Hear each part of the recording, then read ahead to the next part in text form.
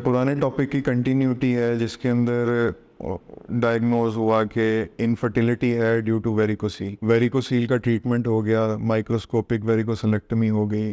Patient का पहला सवाल ये होता है कि कितने अरसे बाद मुझे पता लगेगा कि देयर इज़ एनी इम्प्रूवमेंट। इस चीज़ को जहन में रखना बड़ा ज़रूरी है कि ओवरनाइट इसके अंदर कोई आउटकम नहीं है। इसके अंदर एटलीस्ट तकरीबन 3 महीने आपको वेट करना पड़ता है नेक्स्ट टेस्ट से पहले, जिसके अंदर हमें पता लगता है कि क्या इम्प्रूवमेंट आई है, कुछ इम्प्रूवमेंट आई भी है कि नहीं आई। क्योंकि ये मैं पिछली वीडियोस में भी बड़ा क्लियरली बता चुका हूँ कि 100% जो सा आउटकम है वो वेरिकोसिलेक्टमी के बाद एज सच नहीं है। अगर 100 लोगों का ऑपरेशन किया गया है तो उसके अंदर से 15 से 20 लोग ऐसे हैं जो कि फादरहुड इंजॉय कर पाते हैं, लेकिन स्टिल 15 से 20% जौन सा इट्स अ बिग नंबर। तो फर्स्ट ऑफ ऑल ये जहन में रखना है कि 100% रिजल्ट्स नहीं है।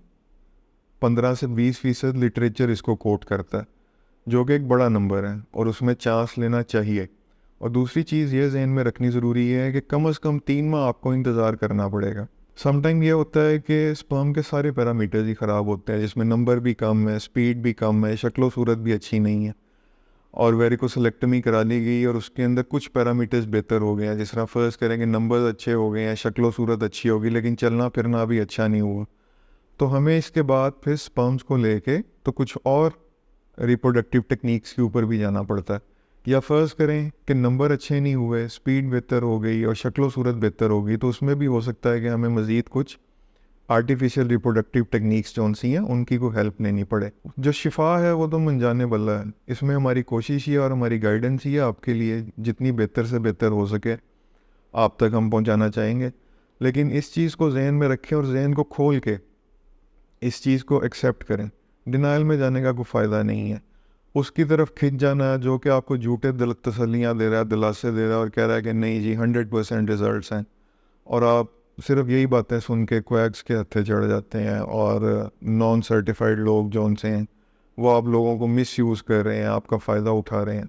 खुद लिटरेचर को रिव्यू करें। माशाल्लाह आप सब पढ़े लिखे भी हैं, सारे व्यूअर्स जो उनसे हैं, और इंटरनेट के ऊपर अब सारी डिटेल्स अवेलेबल हैं। आप काउंटर चेक कर सकते हैं कि जो डॉक्टर कह रहा है क्या ये ठीक कह रहा है, क्या इसकी बात जो सी है वो ठीक है। और इन सारी चीज़ों को जज करने के बाद फिर अपनी ट्रीटमेंट जो सी है डॉक्टर के मशवरे से डिसाइड करें और फिर अल्लाह का नाम लेके उसके ऊपर डट जाएं।